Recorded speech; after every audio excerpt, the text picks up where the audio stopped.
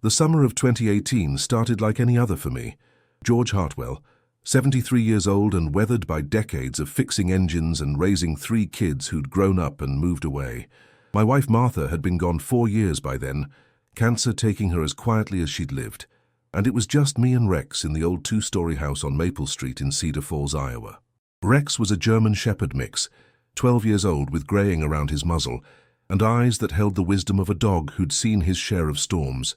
We'd adopted him from the shelter when he was barely a year old, right after our youngest daughter Sarah had left for college. Martha had insisted we needed something to fill the quiet spaces, and Rex had done that and more. My mornings began at 5:30 sharp, not because I had to anymore, but because my body wouldn't let me sleep past sunrise. Rex would pad downstairs behind me, his nails clicking on the hardwood floors Martha had insisted on refinishing back in '98. I'd make coffee in the same Mr. Coffee machine we'd had for 15 years, and Rex would settle by the back door, watching the yard for squirrels or the neighbor's cat. The kitchen still smelled faintly of Martha's cinnamon rolls, even after all this time, and sometimes I'd catch myself setting out 2 cups before remembering I was alone. Those first months after Martha's funeral, the silence had been overwhelming. Friends and neighbors had been kind, bringing casseroles and checking in. But eventually, life moves on, and people get busy with their own troubles. My son Michael called every Sunday from Phoenix, and my daughters Lisa and Sarah took turns visiting on holidays. But day to day, it was just Rex and me figuring out how to be a family of 2. I'd retired from Hartwell's auto repair the year before Martha got sick, thinking we'd have time to travel and maybe finally visit Sarah in Portland. Instead, I found myself with too much time and not enough purpose. The house felt too big, too quiet, too full of memories that both comforted and ached. I'd taken to walking Rex longer routes through town, partly for the exercise but mostly to avoid sitting alone with my thoughts. We'd wander past the elementary school where I'd once served on the PTA, down to the old depot that had been converted into a coffee shop, and sometimes clear out to the edge of town where new subdivisions were sprouting up like mushrooms after rain. Rex seemed to understand that these walks weren't just about him getting exercise. He'd pause when I needed to catch my breath, stay close when we passed the cemetery where Martha rested, and somehow always know when to head home. It was during one of these extended walks in late June that we first encountered the abandoned cabin that would change everything. We'd taken a path through Millfield Woods that I hadn't walked since the kids were small, following an old trail that Martha and I had discovered during our dating years. The woods had grown wilder over the decades, with fallen trees and thick underbrush making passage difficult, but Rex seemed energized by the unfamiliar scents and bounded ahead with more enthusiasm than I'd seen in months. The cabin sat in a small clearing about half a mile from the main trail, its weathered grey siding and sagging roof making it look like something from a different century. Windows were boarded up with plywood that had warped and split with age, and what had once been a small porch had partially collapsed, leaving broken boards scattered like broken teeth. Weeds and saplings had grown up around the foundation, and ivy climbed the eastern wall in thick, twisting ropes. It wasn't unusual to find old hunting cabins or summer retreats abandoned in these woods, but something about this place felt different, more deliberately hidden than simply forgotten. Rex approached cautiously, his hackles raising slightly as he circled the perimeter. He'd pause at certain spots, sniffing intently at the ground or the base of the walls, then look back at me with an expression I'd learned to recognize over the years. It was the same look he'd given me when Martha had started getting sick, but before any of us knew it, the same alert attention that said something wasn't quite right. I called to him to keep moving, not particularly interested in exploring someone else's property, but he lingered, drawn to something I couldn't perceive. Over the following weeks, our walks seemed to naturally gravitate back toward that area of the woods. I told myself it was coincidence, that Rex was simply enjoying the variety, but I began to notice things that hadn't registered during our first encounter. Fresh tire tracks in the soft earth, near where an old logging road intersected the trail.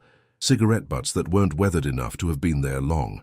A path through the underbrush that looked recently used, despite the cabin's apparent abandonment. The first time we encountered other people near the cabin, I was surprised by how defensive I felt, as if Rex and I had some claim to the place. It was a Tuesday morning in early July, humid and still, with cicadas droning in the treetops. We'd arrived at our usual spot on the edge of the clearing, when I heard voices, low and urgent, coming from behind the cabin. Rex's ears perked forward, and he pressed close to my leg, a behavior that usually meant he sensed tension or potential threat. Two men emerged from around the back of the building, both younger than me by at least 20 years, wearing work clothes that looked too clean for actual labor. The taller one, with thinning brown hair and a goatee, carried what looked like a metal detector, while his companion held a small shovel and a canvas bag. They stopped short when they saw Rex and me, their conversation cutting off abruptly. "Morning," I said, keeping my voice neutral but friendly. "Nice day for a walk." The man with the metal detector nodded curtly. "Yeah, sure is."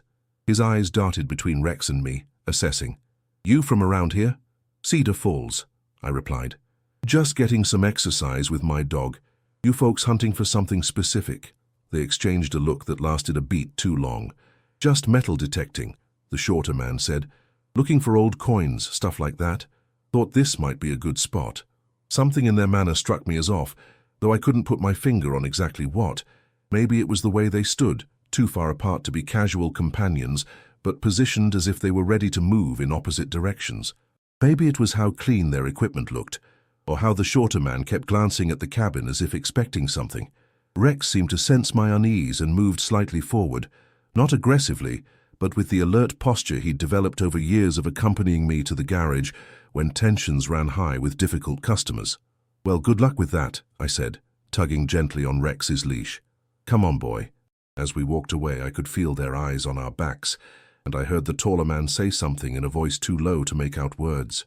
Rex kept looking over his shoulder as we headed back toward the main trail, and I found myself doing the same. There had been something in their body language that spoke of secrecy, of being caught at something they hadn't expected to be interrupted doing.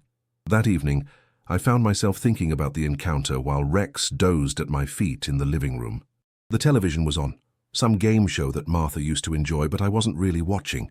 Instead, I was remembering fragments of conversations I'd overheard at the diner downtown, casual mentions of people coming around asking about old properties, about families selling land to developers or investors from out of state. Cedar Falls had been growing slowly but steadily, with newcomers attracted by the lower cost of living and the proximity to larger cities, and long-time residents sometimes found themselves sitting on property worth more than they'd ever imagined.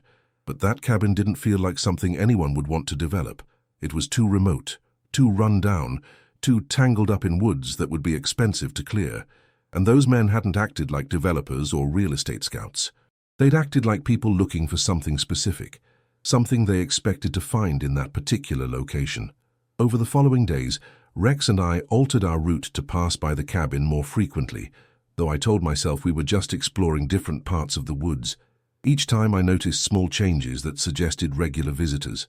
The weeds around the back of the building looked trampled in a way that formed a rough path. Someone had removed some of the boards from one of the windows, though they'd been replaced with plywood that didn't quite match the weathering of the original. Most tellingly, Rex's behavior grew more focused each time we approached, as if scents and signs invisible to me were building into a pattern he could almost understand. The morning I decided to actually investigate the cabin more closely, Rex seemed to know before I'd fully made up my mind. He led the way with unusual purpose, not stopping to investigate interesting smells or chase the occasional rabbit. The July heat was already building at 8 in the morning, promising another scorching day, and the woods felt dense and airless. Mosquitoes hummed around our heads as we pushed through the undergrowth, and I found myself grateful for the insect repellent I'd started carrying after our first few encounters with the local bug population. The cabin looked the same from the front, but as we circled around to the back, Rex's excitement became palpable. His tail was up, his ears forward, and he kept looking from me to a particular spot near the rear wall, as if trying to communicate something urgent. I followed his gaze and noticed that the ground near the foundation looked different than I remembered, slightly sunken in places and with patches of earth that seemed looser, more recently disturbed. The window I'd noticed had been uncovered, was at about shoulder height, and when I approached it I could see that someone had indeed been inside recently. The plywood had been carefully removed and set aside, and though the interior was dark, I could make out signs of recent activity. Footprints in the dust on the floor, disturbed debris that suggested someone had been searching or moving things around. Rex whined softly, a sound he made when he wanted my attention for something important. He was focused on a spot to the left of the window, nose practically pressed to the ground, body tense with concentration. I knelt beside him and brushed away some of the accumulated leaves and debris, revealing what looked like a wooden board partially buried in the soft earth. It was too regular, too deliberately placed to be natural, and when I worked my fingers around its edges, I could feel that it was covering something hollow underneath. The board came up easily, revealing a metal container about the size of a shoebox, wrapped in what looked like several layers of plastic bags. My heart was pounding as I lifted it out, Rex pressing close to my side, as if he understood the significance of the moment. The container was heavy, substantial, and when I shook it gently, I could hear things shifting inside, paper rustling against what sounded like metal objects. I looked around the clearing, suddenly aware of how exposed we were, how far from help if those men returned or if this turned out to be something dangerous. But Rex seemed calm now that we'd found whatever he'd been sensing, settling into his patient waiting posture that told me he trusted my judgment about what to do next. I slipped the container into the small backpack I'd taken to carrying on our longer walks and carefully replaced the board, scattering leaves and debris over the spot until it looked undisturbed. The walk home felt longer than usual, my mind racing with possibilities and implications. What had we found? Why was it buried there? Were those men looking for this specific container, or was this just coincidence? And most importantly, what was I supposed to do with whatever was inside? The weight of it in my pack felt both significant and ominous, like carrying a secret that could change everything or nothing, depending on what it contained. Back home, I set the container on the kitchen table and stared at it for several minutes before working up the courage to open it. Rex lay nearby, watching with the patient attention he gave to important moments, sensing that this was something that mattered. The plastic wrapping was heavy duty, the kind used for long-term storage, and when I finally cut through it, the metal container inside was revealed to be an old ammunition box, military surplus from the look of it, with latches that had been carefully wrapped with more plastic to keep moisture out. Inside I found a collection of items that initially seemed random, but gradually began to form a picture that made my hands shake.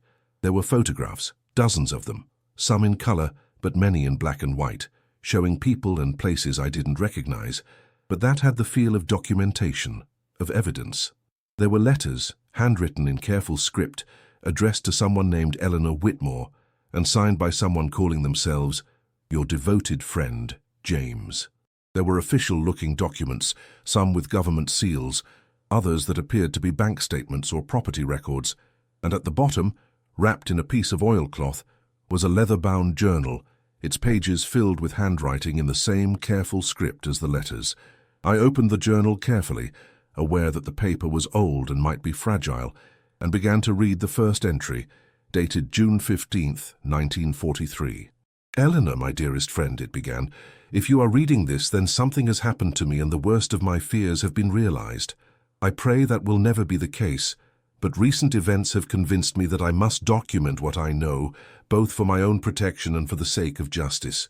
What followed was a story that seemed to belong to a different world, a different time, but that was grounded in specifics that made it impossible to dismiss as fiction. James, whoever he was, wrote about working for a defense contractor during World War II, about contracts for military supplies that were fraudulent, about materials that were substandard or never delivered, about money that disappeared into personal accounts, while soldiers overseas went without proper equipment. He wrote about evidence he'd gathered, photographs he'd taken, documents he'd copied, and about his growing fear that his investigation had been discovered by the wrong people. The journal entries spanned several months in 1943, each one adding details to a picture of systematic fraud and corruption. James described meetings with government officials who seemed more interested in covering up the scandal than addressing it, about threats that became increasingly direct, about his decision to gather all his evidence and hide it somewhere safe while he tried to find someone trustworthy enough to help him expose the truth. The final entry, dated October 8, 1943, was brief and urgent. "They know. I saw the same car 3 times today, and Eleanor mentioned that someone had been asking about me at the bank. I'm leaving town tonight, but first I'm hiding everything in the place we talked about. If something happens to me, remember what I told you about the old Peterson cabin. Look for the oak tree with the split trunk, then 20 paces toward the creek. May God forgive me for involving you in this, but I couldn't think of anyone else I trusted completely. I sat back in my chair, the journal trembling in my hands, Rex sensing my agitation and moving closer. The Peterson cabin. I'd heard that name before, somewhere in the casual conversations that make up small-town life, but I couldn't place it immediately. The photographs scattered across the table showed men in suits standing next to military equipment, documents with official seals and signatures, bank statements showing large deposits and transfers. If this was real, if James had actually uncovered what he claimed to have found, then this container held evidence of crimes that had happened over 80 years ago. But why was it still hidden? What had happened to James and to Eleanor Whitmore? And why were those men looking for something in this area now, in 2018, so long after the events described in the journal? I spent the rest of that day reading through every document in the container, trying to piece together a story that spanned decades and involved people whose names meant nothing to me but whose actions, if the evidence was accurate, had cost lives and stolen millions of dollars from the war effort. Rex stayed close, occasionally putting his head on my knee as if to remind me that whatever this was, I wasn't facing it alone. By evening, I had made two decisions. First, I needed to verify whether any of this was real, whether the people and events described in the journal could be confirmed through historical records or other sources. Second, I needed to understand why those men were searching that area now, and whether they knew specifically what they were looking for, or were just following the same general leads that had brought James to hide his evidence there in the first place. The Cedar Falls Library had always been a refuge for me, a place where Martha and I had taken the kids for story time, and where I'd spent quiet afternoons after she died, reading newspapers and magazines to feel connected to the world beyond my own grief. The next morning, Rex and I walked downtown early before the heat became unbearable, and I spent several hours with the librarian, Mrs. Henderson, learning how to access historical databases and newspaper archives online. What I found was both validation and deepening mystery. James Peterson had been real, a 32-year-old accountant who worked for Morrison Defense Industries in Chicago during World War II, according to a brief obituary in the Chicago Tribune dated October 15, 1943. He had died in a car accident while traveling on business, survived by his parents and a sister. There was no mention of a wife or fiancée, but the timing matched the final journal entry exactly. Eleanor Whitmore had been real too, a teacher at the local elementary school, who, according to census records, had lived alone in a small house on what was now the outskirts of Cedar Falls. She had died in 1987 at the age of 89, and her obituary mentioned her decades of service to the community and her reputation as someone who helped anyone who needed it, but made no reference to any relationship with James Peterson or any hidden secrets. Morrison Defense Industries had indeed been investigated for fraud in 1944, according to a brief news item I found in a business journal archive.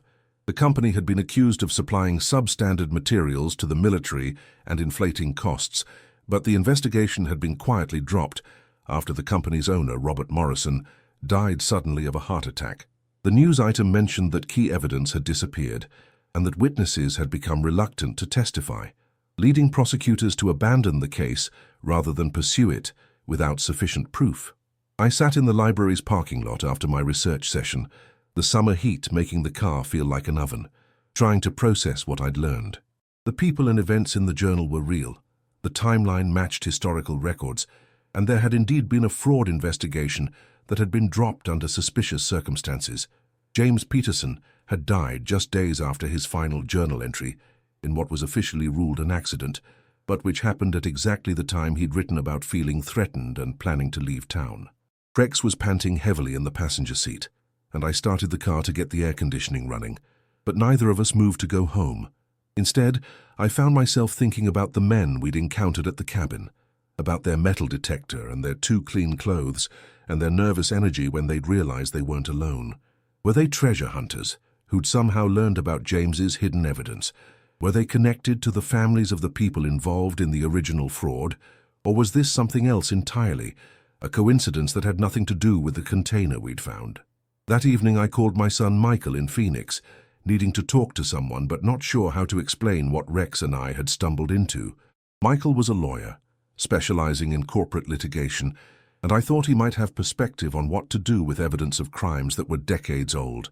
"Dad," "That's fascinating," he said after I'd given him a carefully edited version of the story, leaving out the details about the men at the cabin and focusing on the historical discovery aspect. "But you know that any criminal charges would be long past the statute of limitations, right? And most of the people involved would be dead by now." "I know that," I said. "But what about the families of soldiers who might have died because of substandard equipment? What about the money that was stolen? Doesn't someone deserve to know the truth?" Michael was quiet for a moment. "Maybe. But Dad, you also need to think about what opening this up might mean for you. If that evidence was hidden for a reason, if people died to keep it secret, then there might still be people who have an interest in keeping it buried. Are you sure you want to get involved in something like that?" His question stayed with me long after we hung up. Rex and I sat on the back porch as the sun set, watching fireflies begin to flicker in the gathering dusk, and I found myself thinking about James Peterson, about a young man who'd seen something wrong and tried to do something about it, who'd gathered evidence and looked for help and ultimately died for his efforts. What would I be risking by bringing his story to light now, and what would I be risking by staying silent? The next few days passed in a strange suspension of normal life. I went through the motions of my daily routine, but my attention was divided between the present and the past, between the quiet rhythms of retirement and the weight of secrets that had been hidden for over 7 decades. Rex seemed to sense my distraction and stayed closer than usual, watching me with the patient attention he'd always given to situations he couldn't fully understand but knew were important. I found myself returning to the journal repeatedly, reading James's careful documentation of meetings and conversations, his growing fear and isolation, his desperate hope that someone would believe him and help him expose the truth. There was something in his voice, in the way he wrote about his evidence and his determination to see justice done, that reminded me of younger versions of myself, of times when I'd seen something wrong at the garage or in town and had spoken up even when it wasn't easy or popular. But this was different. This wasn't about overcharging customers or cutting corners on repairs. This was about fraud that had potentially cost lives during wartime, about money stolen from the government while men overseas fought and died, about a young man who'd tried to do the right thing and had been silenced for it. The scale of it was overwhelming, and the passage of time made it feel both more distant and more urgent.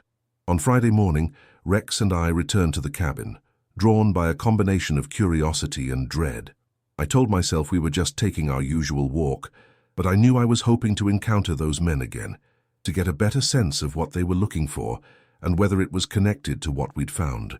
The woods felt different in the morning light, more peaceful but also more secretive, as if the trees themselves were keeping watch over old mysteries. The cabin looked the same from a distance, but as we approached, Rex's behavior changed dramatically. Instead of the focused alertness he'd shown on previous visits, he seemed agitated, circling and whining in a way that meant he was picking up scents or sounds that concerned him. I stopped at the edge of the clearing and listened, trying to detect whatever had Rex so unsettled. Voices, low and urgent, coming from inside the cabin. The same 2 men from our first encounter, but their tone was different now, more frustrated, more desperate. I could make out fragments of their conversation, words like nothing and supposed to be and running out of time. Rex pressed close to my leg, trembling slightly with the tension of wanting to investigate, but knowing he should stay quiet. I was trying to decide whether to retreat or announce our presence when the decision was made for me. One of the men emerged from around the back of the cabin, saw Rex and me, and called to his companion in a voice loud enough that there was no pretending we hadn't been noticed. "Well, well," the taller man said as he approached, his manner friendly but with an underlying edge that made Rex's hackles rise. "The dog walker. You sure do get around these woods a lot." "It's good exercise," I replied, keeping my voice steady despite the adrenaline that was making my heart race. "For both of us." The second man had joined us now, and I could see dirt on his clothes and under his fingernails, evidence of more extensive digging than a casual metal detecting hobby would require. His eyes kept flicking between Rex and me, assessing, calculating. "Find anything interesting today?" I asked, taking a conversational tone that belied the tension I was feeling. They exchanged another look. "Not much," the shorter man said. "You wouldn't happen to know anything about the history of this place, would you? We heard there might be some old family treasures buried around here somewhere." The lie was smooth, but not quite smooth enough. Rex was showing all the signs of sensing deception. his body language making it clear that these men represented some kind of threat, even if I couldn't define exactly what kind. "Family treasures?" I repeated. "Can't say I've heard anything like that. This area's been pretty much abandoned as long as I can remember." The taller man was studying my face intently. "Well, if you ever hear anything, we'd be grateful if you'd let us know. We're staying at the Comfort Inn in town for a few more days." It was a statement that carried an implicit message. "We know where you live, we know you're local, we'll be watching." Rex moved slightly forward, not aggressively, but with the controlled alertness of a dog prepared to defend his pack if necessary. "I'll keep that in mind," I said. "Come on, Rex." As we walked away, I could feel their eyes on us again, and this time the weight of their attention felt more threatening, more focused. They weren't just casual treasure hunters or metal-detecting enthusiasts. They were looking for something specific, and they were running out of patience with their lack of success. That afternoon, I made a decision that would have seemed impossible to me just a week earlier. I drove to the Cedar Falls police station, a small brick building downtown that I'd never had occasion to visit, except to renew my driver's license, and asked to speak with someone about a historical matter that might have contemporary implications. Detective Sarah Martinez was younger than my daughters, but had the kind of direct, no-nonsense manner that reminded me of Martha in her prime. She listened patiently as I explained about finding the container, about the journal and documents, about the men who seemed to be searching the same area. I had brought photocopies of some of the less sensitive documents, keeping the originals and most compromising evidence secure at home. "Mr. Hartwell," she said when I finished, "I have to ask, are you sure you want to pursue this? What you're describing is potentially explosive, even after all this time. There could be descendants of the people involved who have a lot to lose if this information becomes public." "That's what my son said," I replied. "But what about the descendants of the soldiers who might have died because of substandard equipment? Don't they deserve to know the truth?" Detective Martinez leaned back in her chair, studying the photocopies spread across her desk. "These documents, if they're authentic, represent evidence of major federal crimes. Even though the statute of limitations has long since passed, there could be civil implications, family reputations, maybe even ongoing financial interests tied to the original fraud. So what do you think I should do? Honestly, I think you should be very careful. If those men you encountered are connected to this somehow, if they know or suspect what you've found, then you could be in danger. People have killed for a lot less than what this represents." Her words sent a chill through me that had nothing to do with the police station's air conditioning. Rex, who had been allowed to accompany me and was lying quietly at my feet, seemed to sense my change in mood and lifted his head to look at me with concern. "But at the same time," Detective Martinez continued, "this could be historically significant. There are researchers, historians, maybe veterans organizations that would be very interested in this information. The question is how to handle it safely." We spent another hour discussing options and possibilities. She suggested that I might want to contact a historian at the State University, someone who could help verify the authenticity of the documents and provide guidance on how to handle them responsibly. She also suggested that I should be very careful about my routines, about who knew what I'd found, about any changes in my normal patterns that might attract unwanted attention. "And Mr. Hartwell," she said as Rex and I were preparing to leave, "if you see those men again or if anything else happens that makes you uncomfortable, call me immediately. Don't try to handle it yourself." The drive home was quiet, Rex sensing my mood and settling into the patient watchfulness that had become his default response to my tension over the past week. I found myself looking in the rearview mirror more than usual, checking to see if we were being followed, wondering if I was being paranoid or appropriately cautious. That evening, I called Dr. Elizabeth Reeves, the historian Detective Martinez had suggested, and arranged to meet with her the following Monday. Over the weekend, I found myself going through the documents more carefully, organizing them chronologically, and trying to build a complete picture of what James Peterson had uncovered and documented. The scope of the fraud was staggering. According to the bank statements and correspondence James had copied, Morrison Defense Industries had received over $2 million in 1943, money for materials and equipment that were either never delivered or were significantly substandard. The photographs showed military gear that was clearly defective, helmets with cracks, ammunition that appeared to be mislabeled, medical supplies that looked contaminated or expired. But more disturbing were the letters between Robert Morrison and various government officials, casual correspondence that suggested the fraud was known about and being covered up rather than prosecuted. James had documented meetings where evidence was discussed and dismissed, where witnesses were discouraged from testifying, where the investigation was systematically undermined by people who should have been seeking justice. Monday morning found Rex and me driving to the State University, about an hour from Cedar Falls, to meet with Dr. Reeves in her office in the history department. She was a woman in her 50s with graying hair and the kind of intense focus that suggested she took historical mysteries very seriously. Her office was lined with books and filing cabinets, and her desk was covered with papers and photographs that spoke of ongoing research projects. "Mr. Hartwell," she said after examining the documents I'd brought, "if these are authentic, and I have every reason to believe they are, then you've made a discovery of genuine historical significance.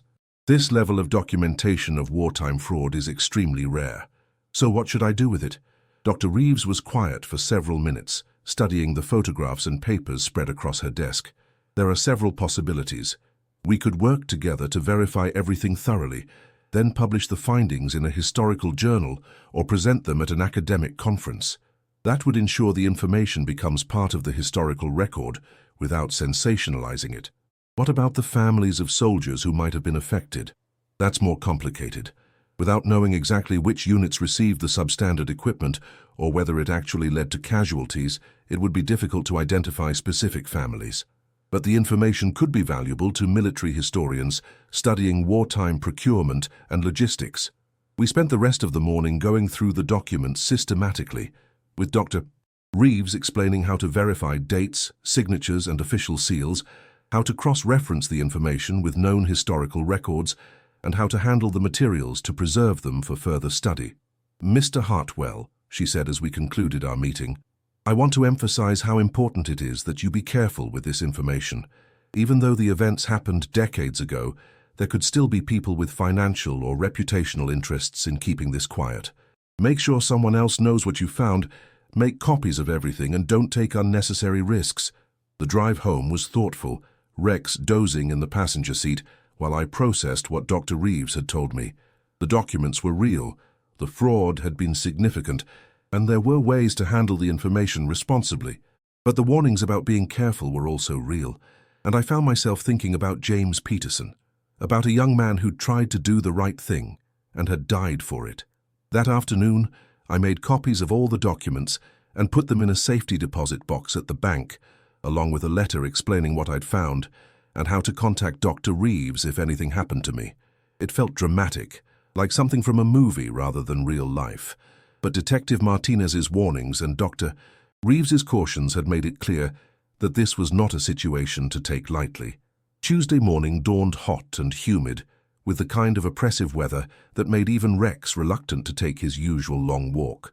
We opted for a shorter route through town instead of heading to the woods, but as we passed the Comfort Inn, I noticed a familiar car in the parking lot.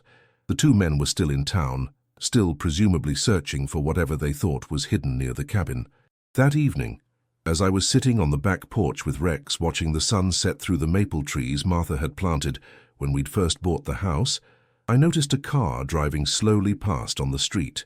It was the same sedan I'd seen at the hotel, and it slowed even more as it passed our house, the driver clearly looking at our property with more than casual interest. Rex noticed it too, his ears perking up and his body tensing with the alertness that meant he sensed potential threat. The car continued down the street and turned at the corner, but 10 minutes later it passed again, this time from the opposite direction, again slowing as it passed our house. I called Detective Martinez and reported the incident, and she promised to have patrol cars make regular passes through the neighborhood over the next few days. "Mr. Hartwell," she said, "I think it's time to consider whether you want to accelerate your timeline for doing something with this information. If they suspect you've found what they're looking for, waiting might not be the safest option." That night I lay awake, listening to every sound, Rex on the floor beside the bed, both of us alert to anything that might signal danger. The house creaked and settled in ways I'd never noticed before. The refrigerator hummed louder than usual, and every car that passed on the street made me tense with anticipation. Wednesday morning brought a decision that surprised even me. Instead of waiting for Dr. Reeves to complete her verification process, Instead of following the careful academic approach we'd discussed, I decided to take the information directly to the media. I called the investigative reporter at the regional newspaper, a woman named Jennifer Walsh, who had a reputation for handling sensitive stories with both thoroughness and discretion. "Mr. Hartwell," she said after I'd given her an overview of what I'd found, "this is exactly the kind of story we live for. Historical injustice, cover-ups, evidence that's been hidden for decades. But I have to ask, are you prepared for what might happen when this becomes public?" "I'm not sure anyone can be prepared for something like that," I replied, "but I keep thinking about James Peterson, about a young man who died trying to expose the truth. Doesn't he deserve to have his story told?" Jennifer agreed to meet with me that afternoon, and I spent the morning organizing the documents and preparing copies for her review. Rex seemed to sense that this was a significant day, staying closer than usual, and watching me with the focused attention he gave to important moments. Our meeting took place at a coffee shop in a neighboring town, away from Cedar Falls, and the potential attention of the men who were still searching for something they couldn't find. Jennifer was a professional journalist in her 40s, with the kind of sharp intelligence and careful methodology that made me confident she would handle the story appropriately. "Mr. Hartwell," she said after reviewing the documents, "this is incredible. The documentation is thorough, the timeline is consistent, and the implications are significant.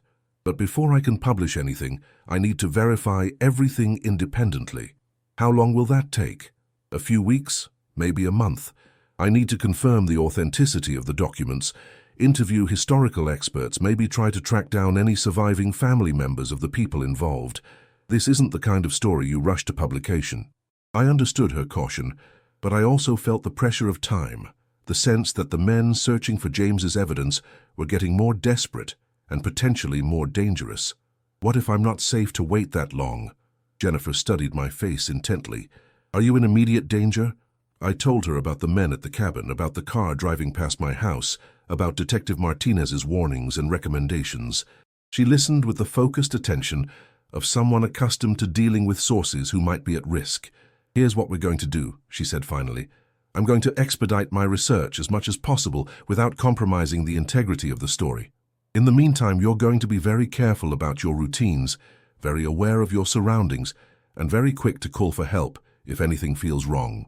That evening, Rex and I were taking a shortened walk around the neighborhood when we encountered the two men again, this time not at the cabin but on the street 2 blocks from my house. They were standing beside their car, apparently examining a map, but their positioning and body language suggested they were watching for something or someone specific. When they saw Rex and me approaching, their manner changed immediately. Instead of the casual friendliness they'd shown at our previous encounters, there was now an edge of desperation, of patience worn thin.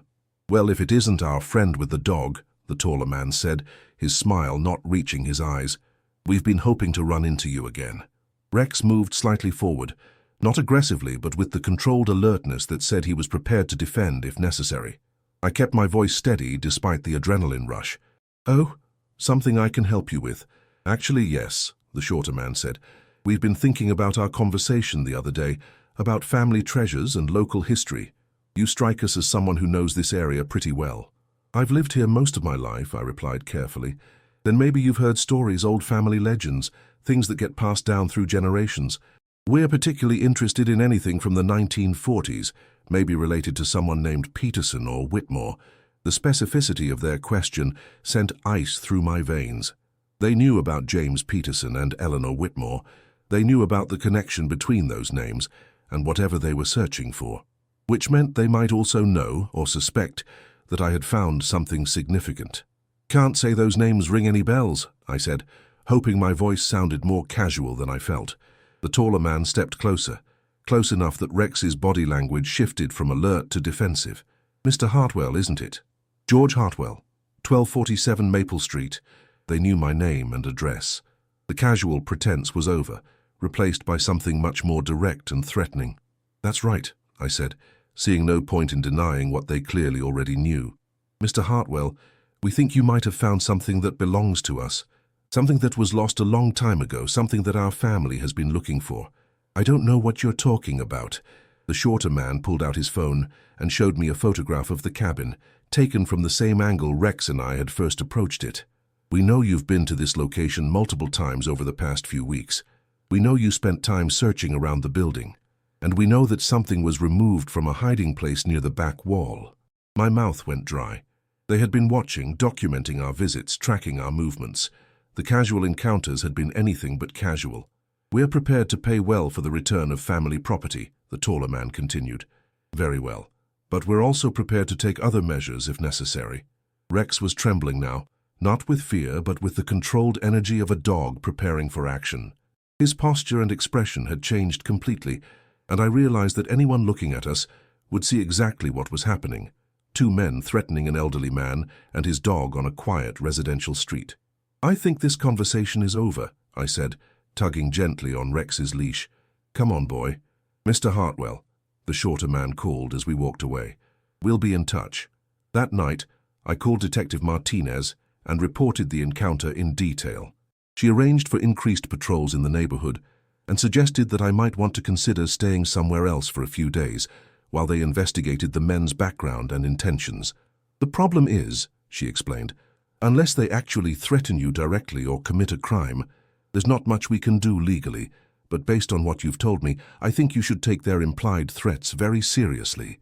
I also called Jennifer Walsh and told her about the encounter, emphasizing that the men seemed to know specifically what they were looking for and that they had been watching me for weeks. "Mr. Hartwell," she said, "I think we need to accelerate our timeline. I'm going to work around the clock to verify what I can and get at least a preliminary story ready for publication. Sometimes the best protection is publicity." Thursday morning, I made a decision that would have seemed impossible to me just 2 weeks earlier. Instead of trying to hide or avoid confrontation, I decided to go on the offensive. If these men wanted what I'd found, if they were willing to threaten and intimidate to get it, then maybe it was time to let them know exactly what they were dealing with. I called the number on the business card one of them had given me during our first encounter, a card that claimed they were historical research consultants. When the taller man answered, I got directly to the point. "This is George Hartwell. I think we need to have a conversation. Mr. Hartwell, we were hoping you'd reconsider our offer. I want to meet with you," I said. "Somewhere public, somewhere safe. I have some information you might find interesting." There was a pause. "What kind of information?" "The kind that explains why you're really here and why you're never going to find what you're looking for by digging around that cabin." We agreed to meet at the diner downtown, a place where I'd eaten lunch twice a week for the past 10 years, where everyone knew me and where there would be plenty of witnesses to whatever conversation we had. That afternoon, Rex and I walked downtown early, taking our time and letting several people see us heading toward the diner. I wanted there to be no doubt about where I was going and when, no opportunity for anyone to claim later that the meeting had been secret or clandestine. The two men were already there when we arrived, sitting in a booth near the back but visible from the front windows. Rex and I took the booth across from them, and I ordered coffee while they waited impatiently for me to begin. "Gentlemen," I said once the waitress had left, "let me tell you a story about a young man named James Peterson." I watched their faces as I began to describe what I'd found in the container, what the journal revealed about the fraud at Morrison Defense Industries, and what had ultimately happened to James when he'd tried to expose the truth. Neither man spoke, but their body language told me everything I needed to know about their level of interest and concern.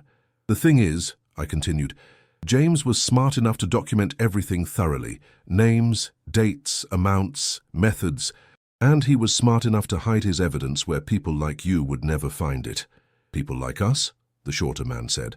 "People working for the families who profited from that fraud, people trying to make sure the truth never comes to light.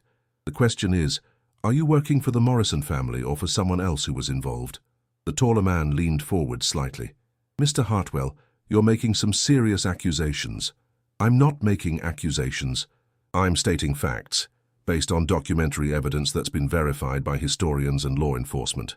The fraud happened, people profited from it, and James Peterson died trying to expose it. Even if that were true," the shorter man said, "it happened over 70 years ago. Everyone involved is dead. What's the point of digging up old scandals? The point is justice. The point is truth. The point is that James Peterson deserves to have his story told, and the families of soldiers who may have died because of substandard equipment deserve to know what happened. They exchanged a look that lasted several seconds. Finally, the taller man spoke. "What do you want?" "I want you to stop searching, stop watching my house, and stop threatening me. In return, I'll make sure that when the story is published, it focuses on the historical significance rather than trying to identify current family members or pursue civil remedies." "And if we don't agree?" I smiled, feeling calmer and more confident than I had in weeks. "Then you can read all about it in next Sunday's newspaper, along with everyone else in the region. The reporter I've been working with is very thorough, and she's particularly interested in the contemporary angle of family members trying to suppress historical evidence." The conversation continued for another 20 minutes, but the essential dynamic had been established. They wanted to prevent publication of James's story, and I wanted them to leave me alone. Eventually, we reached an understanding. They would end their search and surveillance, and I would work with Jennifer Walsh to focus the story on the historical aspects rather than the contemporary implications. As Rex and I walked home from the diner, I felt a sense of resolution that had been missing since we'd first found the container. The threats were over, the mystery was solved, and James Peterson's story would finally be told.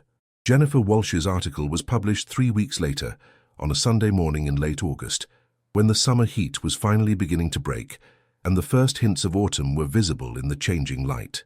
The headline read, "Hidden Evidence Reveals Woe to Defense Fraud Cover-Up," and the story told James Peterson's saga with the thoroughness and sensitivity I had hoped for. The article generated significant interest, both locally and nationally. Military historians contacted Dr. Reeves seeking access to the documents for further research. Veterans organizations expressed gratitude that the truth had finally come to light. The Morrison family, through their lawyers, issued a brief statement acknowledging that regrettable events may have occurred, but emphasizing that current family members had no knowledge of or involvement in any historical wrongdoing. More importantly to me, the article included a sidebar about Eleanor Whitmore, describing her as a local teacher who had apparently helped James Peterson in his efforts to document and expose the fraud, and who had kept his secret for over 40 years until her death. The community response was overwhelmingly positive, with several people coming forward to share memories of Miss Whitmore and her reputation for integrity and quiet courage. Rex and I returned to the cabin one more time, on a crisp September morning when the leaves were just beginning to turn, and the air carried the promise of cooler weather ahead. The place looked the same as it had when we'd first discovered it, but it no longer held any mystery or threat. The two men had indeed left town, their search abandoned, their attempts at intimidation ended.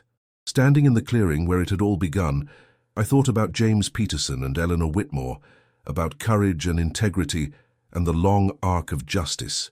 Rex seemed to understand the significance of the moment, settling beside me in the patient way he had of marking important occasions. "We did it, boy," I said, scratching behind his ears. "We helped James tell his story."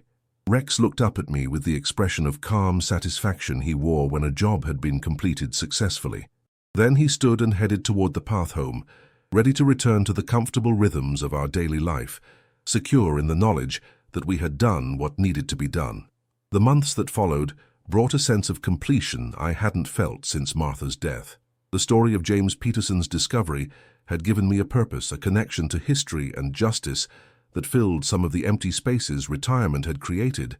More importantly, it had reminded me that courage and integrity weren't just historical virtues, that ordinary people could still make a difference when faced with truth and the choice of what to do with it. Rex and I still take our daily walks, though we explore different parts of the woods now, following new trails and discovering new clearings. Sometimes we encounter other walkers or joggers, and occasionally someone recognizes me from the newspaper article and wants to talk about James Peterson and Eleanor Whitmore, about the importance of preserving historical truth and the courage it takes to stand up for what's right. But mostly we walk in comfortable companionship, an old man and his loyal dog, both of us a little grayer than we were at the beginning of the summer, but both of us carrying the quiet satisfaction of having faced a mystery and seen it through to its proper conclusion.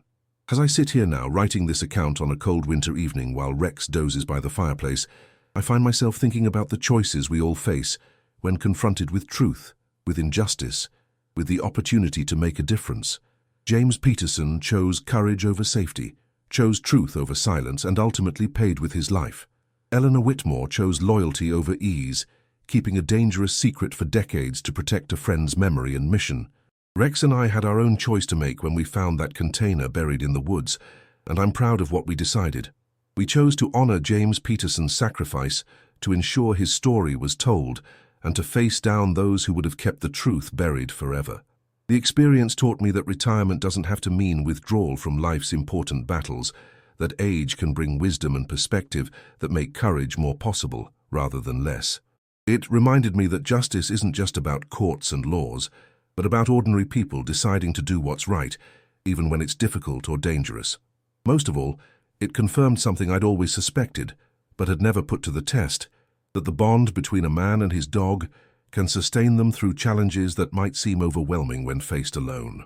Rex was with me every step of the way, sensing danger, providing comfort, offering the kind of steadfast loyalty that made courage possible. Have you ever found yourself faced with a choice between comfortable silence and difficult truth? Have you ever discovered something that challenged everything you thought you knew about the past, about justice, about your own capacity for courage? I'd love to hear your story. To know that others have walked similar paths and found their own ways to honor truth and justice, even when the cost seemed too high to pay.